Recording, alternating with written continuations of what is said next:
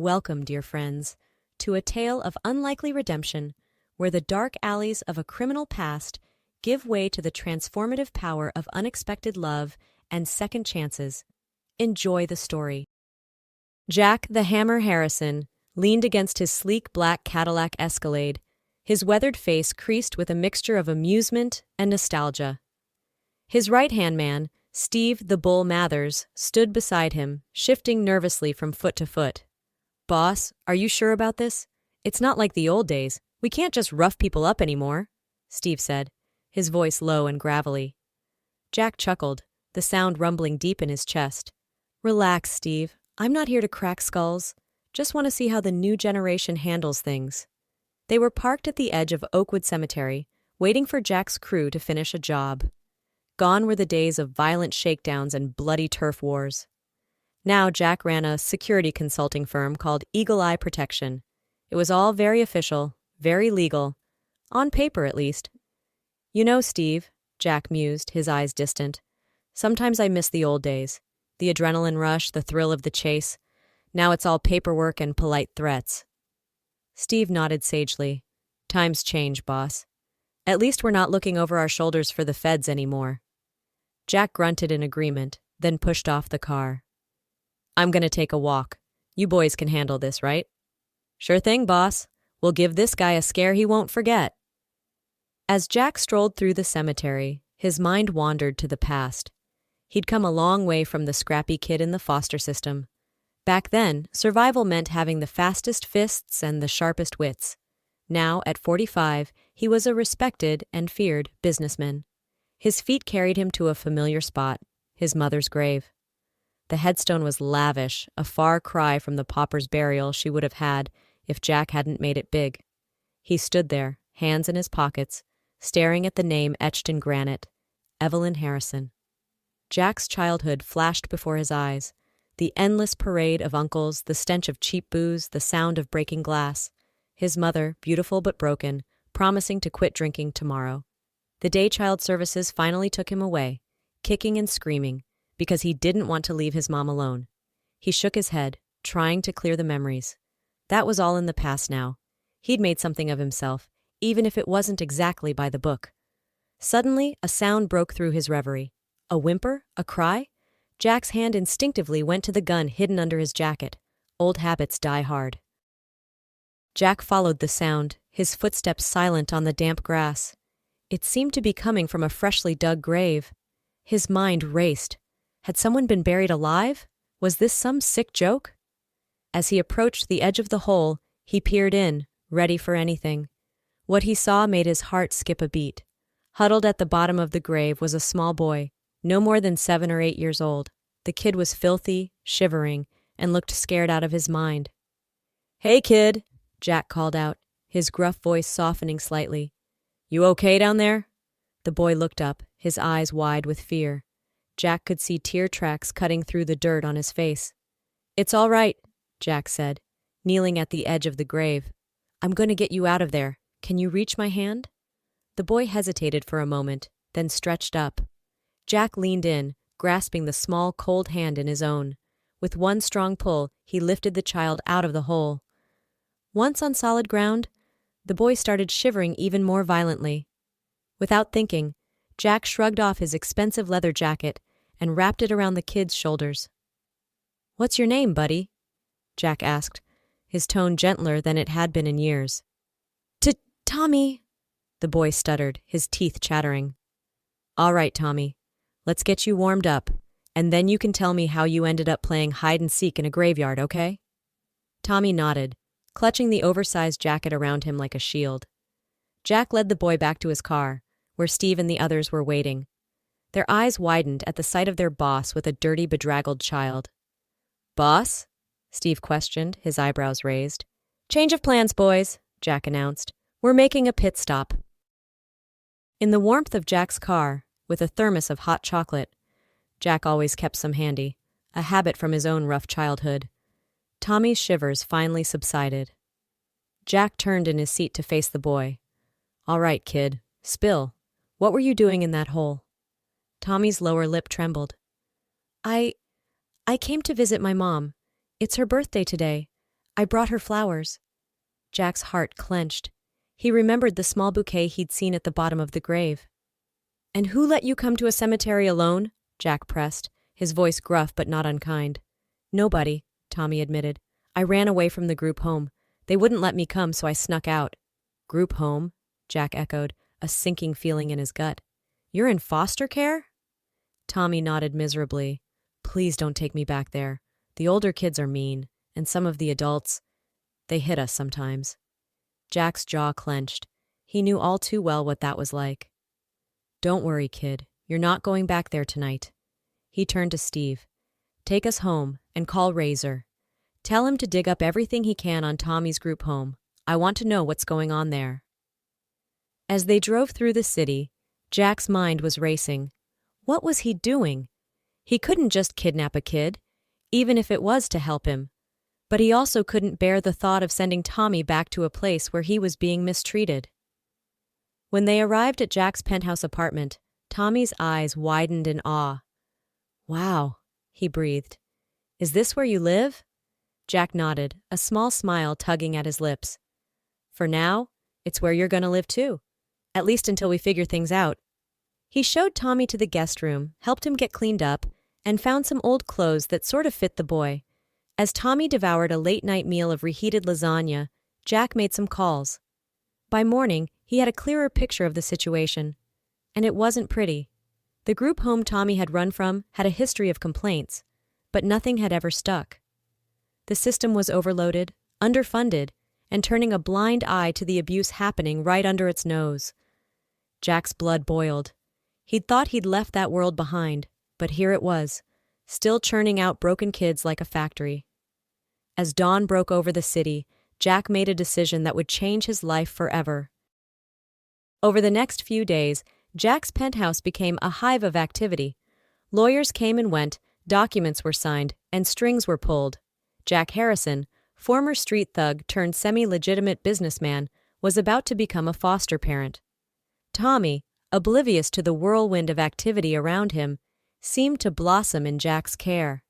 The scared, shivering boy from the cemetery was replaced by a curious, energetic child who followed Jack around like a shadow. Hey, Mr. Jack, Tommy asked one afternoon, as Jack pored over some paperwork. Are you really going to let me stay with you? Jack looked up, meeting the boy's hopeful gaze. That's the plan, kid. If you want to, that is. Tommy's face lit up like Christmas morning. Really? You mean it? I mean it, Jack confirmed, feeling a warmth in his chest he hadn't experienced in years. But there's gonna be some rules, got it? No more running away no matter what. Tommy nodded solemnly. I promise. Cross my heart and hope to die. Jack winced at the phrase. Let's not talk about dying, okay? How about we seal it with a handshake instead? As they shook hands, Jack marveled at how small Tommy's hand was in his own. He'd spent years building a reputation as a tough guy, someone you didn't want to cross. But this little boy had managed to crack his hard exterior in a matter of days. Later that night, after Tommy had gone to bed, Jack sat on his balcony, nursing a glass of whiskey. Steve joined him, leaning against the railing. You sure about this, boss? Steve asked, his voice low. Taking in a kid? It's a big responsibility. Jack sighed, swirling the amber liquid in his glass. I'm not sure of anything anymore, Steve, but I know I can't send him back to that hellhole, and maybe this is my chance to do something good for once. Steve nodded thoughtfully. You know, the boys and I were talking. If you're going to do this, we want to help. None of us had it easy growing up. Maybe we can make sure this kid doesn't have to go through what we did. Jack looked at his old friend, surprised. You guys would do that? In a heartbeat, boss, Steve affirmed. We may be a bunch of old thugs, but we take care of our own, and if this kid's important to you, then he's important to us. For the first time in years, Jack felt a lump form in his throat. He cleared it gruffly, blinking back the moisture in his eyes. Thanks, Steve. That means a lot. As Steve left, Jack stayed on the balcony, looking out over the city. He thought about his own childhood, about all the times he'd wished for someone to rescue him. Now, he had the chance to be that someone for Tommy. It wouldn't be easy. Jack knew he had a lot to learn about being a parent, but as he thought about Tommy's smile, about the trust in the boy's eyes, he knew it would be worth it. Tomorrow, he decided, he'd start making some changes. It was time to clean up his act for good. No more shady deals, no more skirting the law. From now on, Eagle Eye Protection would be 100% legitimate. As he headed to bed, Jack paused by Tommy's room. The door was ajar, and he could see the boy sleeping peacefully, clutching a stuffed bear Jack had bought him. "Sleep tight, kid," Jack whispered. "Things are going to be different from now on, I promise." And for the first time in longer than he could remember, Jack the Hammer Harrison went to bed with a clear conscience and a heart full of hope. The next few months were a whirlwind of changes for both Jack and Tommy. Jack threw himself into his new role as a foster parent with the same intensity he'd once applied to his less-than-legal activities. There were challenges, of course. Tommy had nightmares, waking up screaming in the middle of the night. Jack would rush to his room, holding the trembling boy until he calmed down. "It's okay, buddy," Jack would murmur, his gruff voice softened by concern. "You're safe now. I've got you." Tommy also struggled in school, years of neglect having left gaps in his education. Jack hired tutors and spent hours helping Tommy with his homework, often learning alongside him. "I never finished school myself," Jack admitted one night as they puzzled over a math problem. "But we're going to make sure you do, kid. You're going to have all the opportunities I never had." Jack's business associates were bemused by the change in their boss. The feared Hammer was now more likely to be found at a parent-teacher conference than a back-alley deal. One day, Steve walked into Jack's office to find him on the phone, his voice raised in anger. "I don't care what your policy is," Jack was saying. "My kid needs his inhaler. You're going to make sure he has it at school, or I'm going to come down there and—" Steve cleared his throat, and Jack looked up, seeming to remember where he was. He lowered his voice. "Just make it happen, okay? Thanks." As he hung up, Steve grinned. "School giving Tommy trouble?" Jack ran a hand over his face. "Who knew being a parent was harder than running a criminal empire?" Steve laughed. "You're doing great, boss. The kid's lucky to have you." Jack's expression softened. "Nah, I'm the lucky one. Tommy, he's given me a reason to be better, you know." As the months passed, Jack and Tommy settled into a routine. They had breakfast together every morning. Jack religiously attended every school event, and they spent weekends exploring the city or just hanging out at home. Tommy started to come out of his shell, revealing a quick wit and a kind heart. He made friends at his new school and even joined the junior basketball team. As Jack and Tommy's bond grew stronger, Jack found himself increasingly determined to leave his old life behind for good. He began the painstaking process of transforming Eagle Eye Protection into a legitimate security firm, cutting ties with shady clients and turning down lucrative but questionable contracts. Not everyone was happy with this new direction. One evening, as Jack was leaving the office, he was confronted by an old associate, Mickey the Shark Sullivan. "What's the deal, Harrison?" Mickey snarled, blocking Jack's path. "You going soft on us?" Jack's eyes narrowed. "Back off, Mickey. I'm just changing the way I do business. You should try it sometime." Mickey sneered. "It's that kid, isn't it? He's made you weak.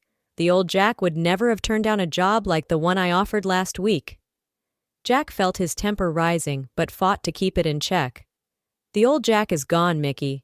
I suggest you get used to it." As he pushed past Mickey, the man called after him. "You can't change who you are, Harrison. Once a thug, always a thug." Jack's fists clenched, but he kept walking. He had promised Tommy he'd be home in time for dinner, and he wasn't about to break that promise. Later that night, after Tommy had gone to bed, Jack sat in his study, nursing a glass of whiskey. Mickey's words echoed in his mind. Was he right? Could Jack really change? Or was he just kidding himself? A soft knock at the door interrupted his brooding. "Mr. Jack?" Tommy's voice called out timidly. "Are you okay?" Jack quickly set aside his drink. "Come in, buddy. What are you doing up?" Tommy padded into the room, clutching his stuffed bear. "I had a bad dream. Can I sit with you for a bit?" "Of course," Jack said, patting the seat next to him. As Tommy curled up beside him, Jack felt his doubts begin to melt away. This, right here, was what mattered now. "Want to talk about your dream?" Jack asked gently. Tommy shook his head. Can you tell me a story instead? About when you were little? Jack hesitated. His childhood wasn't exactly filled with happy bedtime stories, but looking at Tommy's expectant face, he decided to share a rare good memory. Well, he began, when I was about your age, there was this one summer day when my mom was feeling good. She took me to Coney Island. As he recounted the story of carousel rides and cotton candy, Jack realized that even in the darkest times, there had been moments of light. And now, with Tommy, he had the chance to create a whole lifetime of good memories. Just as Jack was starting to feel confident in his new role as a foster parent, a curveball came his way. The social worker assigned to Tommy's case, Miss Jenkins, scheduled an unexpected home visit. It's standard procedure, she explained over the phone. We need to ensure that Tommy is in a stable and nurturing environment. Jack spent the days leading up to the visit in a frenzy of cleaning and preparation. He even enlisted Steve and the boys to help childproof the penthouse. Boss, I think you're overthinking this, Steve said as he watched Jack rearrange the living room furniture for the third time. The place looks great. Tommy's happy. What more could they want? Jack sighed, running a hand through his hair. I don't know, Steve. What if they dig into my background? What if they decide I'm not fit to be a foster parent? Steve placed a reassuring hand on Jack's shoulder. They'd be crazy to take Tommy away from you. Anyone can see how much that kid loves you. When the day of the visit arrived, Jack was a bundle of nerves. He'd faced down rival gangs and corrupt cops without breaking a sweat.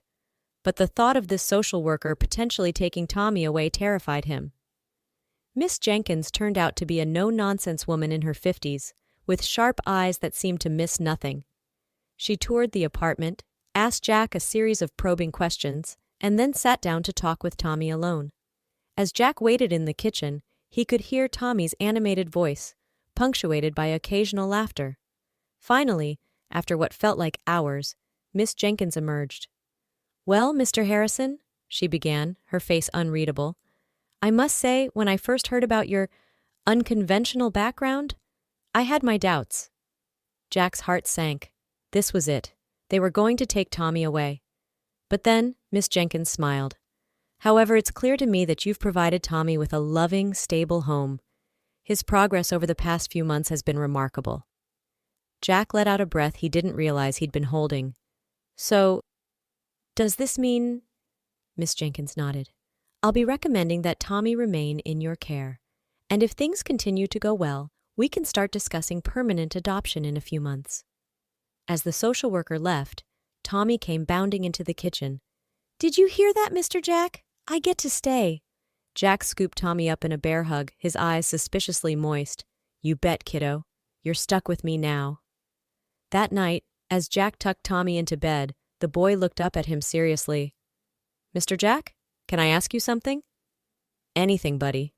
When Miss Jenkins asked if I felt safe here, I told her I've never felt safer in my whole life. That's true, you know. Jack felt a lump form in his throat. I'm glad, Tommy. I promise I'll always do my best to keep you safe. Tommy nodded, then asked hesitantly, Do you think maybe someday I could call you Dad? Jack's heart swelled. I'd like that very much, Tommy. Whenever you're ready. As he turned out the light and closed Tommy's door, Jack felt a sense of peace wash over him. He'd spent so much of his life fighting, for survival, for power, for respect. But now, for the first time, he was fighting for something truly worthwhile, a family. The months flew by, and before Jack knew it, it was time to start the formal adoption process. He threw himself into it with the same determination he'd once applied to building his empire. There were mountains of paperwork, interviews with psychologists, and more home visits. Jack's past came under scrutiny, and he found himself having to explain and justify choices he'd made years ago. One particularly grueling day, after a tough interview with the adoption agency, Jack returned home feeling defeated. He found Tommy waiting for him, a handmade card clutched in his hands. I made this for you, Tommy said shyly, handing over the card. On the front in wobbly letters, it read, World's Best Dad. Inside, Tommy had drawn a picture of the two of them, stick figures holding hands under a bright sun. Jack felt his eyes well up. "This is beautiful, buddy. Thank you." Tommy hugged him tightly. "Don't worry, Dad, it's gonna work out. We belong together." In that moment, Jack knew he'd move heaven and earth to make this adoption happen. Tommy was his son, in every way that mattered, and he wasn't about to let anyone take that away. The final adoption hearing arrived on a crisp autumn day. Jack wore his best suit, and Tommy insisted on wearing a tie to match. As they stood before the judge, hand in hand, Jack felt a mix of terror and hope. The judge reviewed their file, her expression unreadable. "Mr. Harrison," she began, "your background is unusual for an adoptive parent." Jack's heart sank, but he stood tall. "Your Honor, I know my past isn't perfect, but Tommy has changed my life. He's made me want to be a better man, a better father. I love him more than I ever thought possible, and I promise to spend the rest of my life giving him the family and the future he deserves." The judge's stern expression softened. She looked at Tommy. "And how do you feel about this, young man?" Tommy squeezed Jack's hand. "He's my dad," he said simply. "He makes me feel safe and loved. Please don't take him away from me." There was a moment of tense silence, and then the judge smiled. "Well, in that case, it gives me great pleasure to approve this adoption. Congratulations to you both." The courtroom erupted in cheers. Steve and the boys, who had come to show their support, whooped and hollered. Jack swept Tommy up in a huge hug, tears streaming down both their faces. "We did it, buddy," Jack whispered. "You're officially a Harrison now." Tommy beamed up at him. "I love you, Dad. I love you too, son, more than you'll ever know." 5 years later. Jack stood in the backyard of his new suburban home, watching as Tommy, now a lanky teenager, shot hoops with his friends. The sounds of laughter and trash talk filled the air. Steve appeared at his side, handing him a cold beer. "Quite a change from the old days, eh, boss?" Jack chuckled.